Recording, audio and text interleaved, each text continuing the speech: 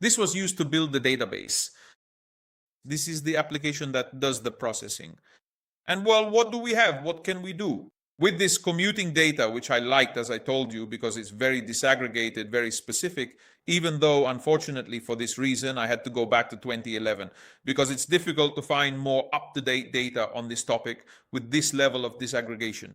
So with this database, I did a count and taking the data at this point, having all the data available within the database, or rather in this case, I probably take them directly from the files. I must say, hey, I mean, I didn't do the step to the database. That was what I was trying to do in the previous step.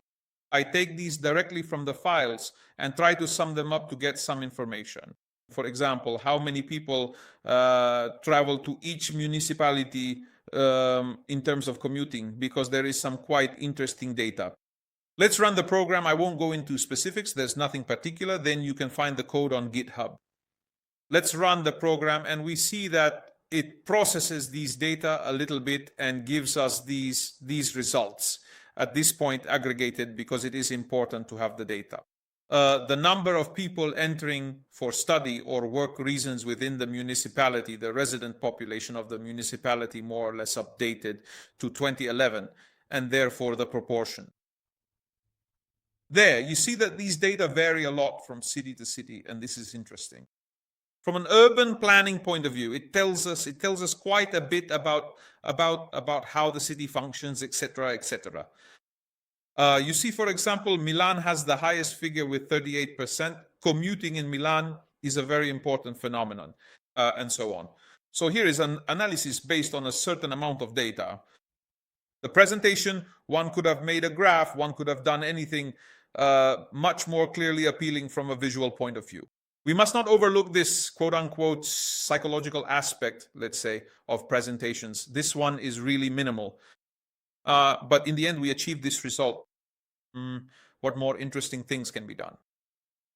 For example, one could, although it would certainly come with much greater difficulties, attempt to, from a strictly legal point of view, access various social network databases.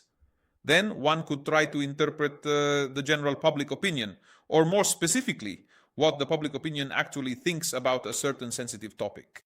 There, the general structure of the work is the same. But in the processing, neural networks come into play, machine learning comes in, classification, artificial intelligence, in the sense of machine learning or deep learning. And in the presentation of the data, here too, let's say everything is much more complex in that field.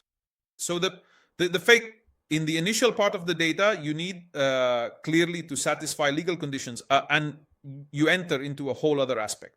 In the processing part, you need to extract data that isn't directly numerical, the so-called sentiment analysis, but it's very interesting. And in the final part, the presentation.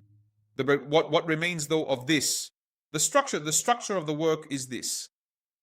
Let's say that at a school level, an example of this kind is already quite, in my opinion, instructive to be able to start working then with that type of work.